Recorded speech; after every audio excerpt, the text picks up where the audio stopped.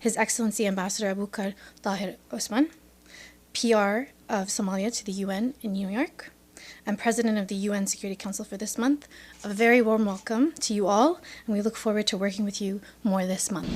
Occupying power of Israel, it was kind of like shock to us, and this attempt, we believe, to distract what the occupying force are doing in the occupied land of Palestine. The Council had a meeting on this issue last week. As you are directly involved in this issue, do you plan anything to keep the issue on the program of the Security Council during your presidency? Good afternoon, everyone, and a Happy New Year. My name is Khadiija Axmed. I'm the spokesperson for the Permanent Mission of Somalia to the UN in New York for the month of January. It is my pleasure to be available for media relations throughout this month of January 2026, during which Somalia assumes the presidency of the United Nations Security Council. Before handing it over to His Excellency Ambassador Abuukar Baalle, PR of Somalia to the UN in New York, and President of the UN Security Council for this month, a very warm welcome to you all, and we look forward to working with you more this month. I now give the floor to Ambassador. Mr. President, the floor is yours. Thank you, Khadija. Good afternoon, members of the press, ladies and gentlemen. It's an honor to be with you today at this press conference as the President of the United Nations Security Council for the month of January 2026. I'm pleased to present the Council's program of work for the month of January. But before doing so, allow me to speak briefly in my national capacity. Somalia is deeply honored to assume the presidency of the Security Council following our country's return to the Council after 54 years. Having last served in the term of 1971-72, this is a significant milestone for my country. Our return as an elected member, now holding the presidency, symbolizes Somalia's commitment to strengthening multilateralism. Over the past year, Somalia has strived to be a voice of reason, a bridge builder, and principled advocate for the respect for the international law, adherence to the UN Charter, the protection of civilians, and a peaceful settlement of disputes. As we assume the presidency this month, Somalia will hold at highest standard diplomacy and multilateral cooperation. We will prioritize efficiency, transparency, inclusivity, and consensus building. Now allow me, in my capacity as the President of the United Nations Security Council for the month of January 2026, to briefly walk through the program of work which the Council adopted this morning. On 8th of January, the Council will hold a briefing on the Middle East on Syria's chemical weapons. This meeting was previously scheduled for the month of December. However, since the Slovenian president was unable to hold, it has been moved to this month's agenda. On January 13th, the Council will hold a TCC meeting on the United Nations Peacekeeping Force in Cyprus, UNOFISP. On January 14th, the Council will hold a briefing on consultations on Yemen. On January 14th, we put as a placeholder for the possible adoption of the Resolution 2722. On January 15, the Council will hold consultations on United Nations Peacekeeping Force in Cyprus, UNOFISP. On January 19th, the Council will receive briefing from the International Criminal Court on Sudan. On January 21st, the Council will hold a briefing and consultations on Haiti. On January 22nd, the Council will hold a briefing on consultations on Syria pertaining to political and humanitarian aspects. As you may notice, there are some openings on the program of work, including Fridays, except for January 23rd, which we accommodated Colombia's request. Therefore, on January 23rd, the Council will hold a briefing and consultations on Colombia. We are pleased to welcome Colombia to the UN Security Council. On January 26th, the Council will hold a high-level open debate, the promotion and strengthening of the rule of law in the maintenance of international peace and security. Somalia believes the 80th anniversary of the Charter is a timely occasion for the Security Council to reflect on the strides made and challenges that remain in upholding the rule of law among nations.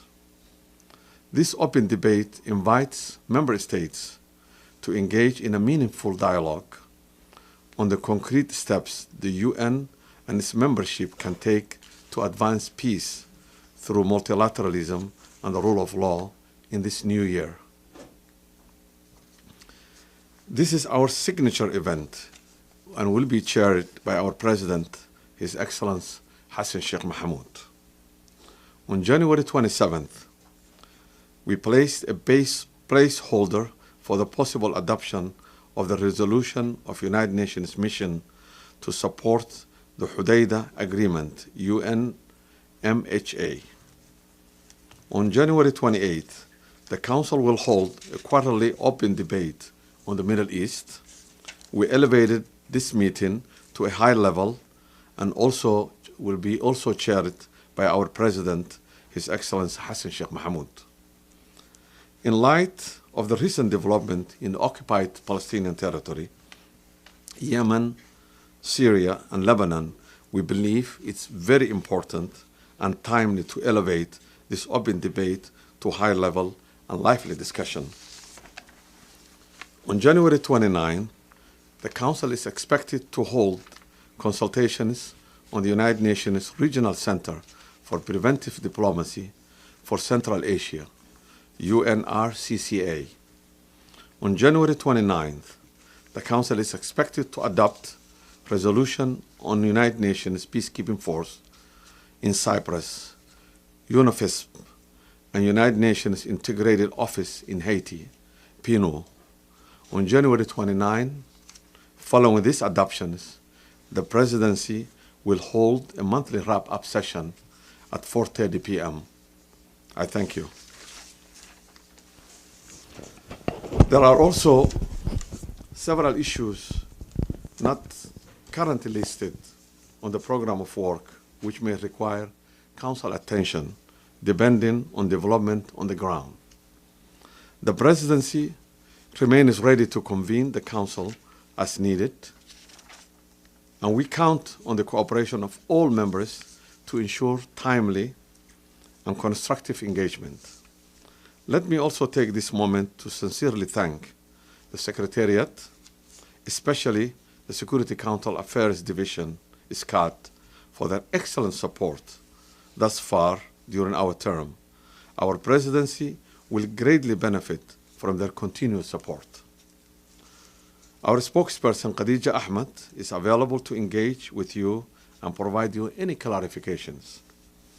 This Presidency offers Somalia a moment of historic responsibility and opportunity, both to contribute meaningfully to the Council's work and to champion the core principles of the United Nations Charter that have shaped our own national journey.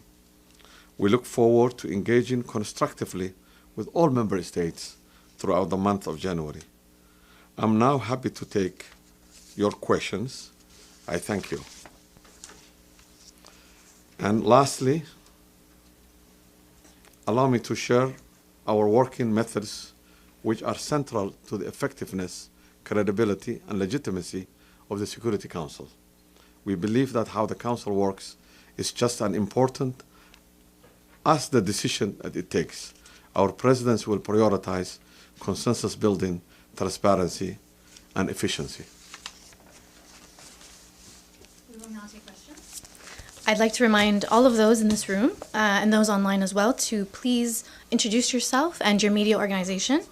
And we will take 2 questions at a time. As usual, we'll start with the United Nations Correspondents Association. Amelie. Thank you. On behalf of the United Nations Correspondent Association, thank you very much for the briefing and good luck for your presidency. I'm Amélie Bottolier from AFP News Agency. I have a question regarding the recognition of Somaliland by Israel. The Council had a meeting on this issue last week.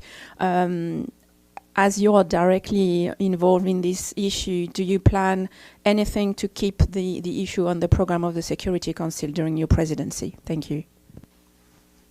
Thank you very much. I will take one more question. Yes. We'll do two, please.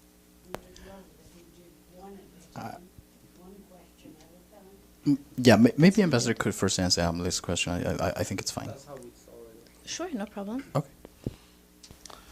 Okay, our plan was to have 2 questions at a time because the time is limited. We have to also go to a wrap-up session with the GA. So this is a very interesting question, and you know, as you said, Somalia had a military regime that ruled the country for 21 years, and there was a lot of movements. A majority of them were actually supported by foreigners from outside. And Somalia, those movements that was fighting with the military regime has overthrown military regime together. And during that time, there was atrocities committed by the military regime and also by some of the movements that was fighting with the military regime. And those atrocities can never be called genocide. And it was not a term that can be used because it was not targeted for a specific groups or a specific, the government were fighting with people who want to overthrow that regime at the time. And it took place many parts of Somalia, not only northwestern region. But the claim of genocide in Somalia decades ago, more than 40 years ago, by the occupying power of Israel, it was kind of like shock to us. And this attempt, we believe, to distract what the occupying force are doing in the occupied land of Palestine, from ongoing occupations, killing innocent people, displacement, you know, the illegal settlements, all these things, starvations, deliberately starving civilians. And all these things, I think this tactic was used to divert the world focus from the real issues that is taking place in the occupied territory of Palestine.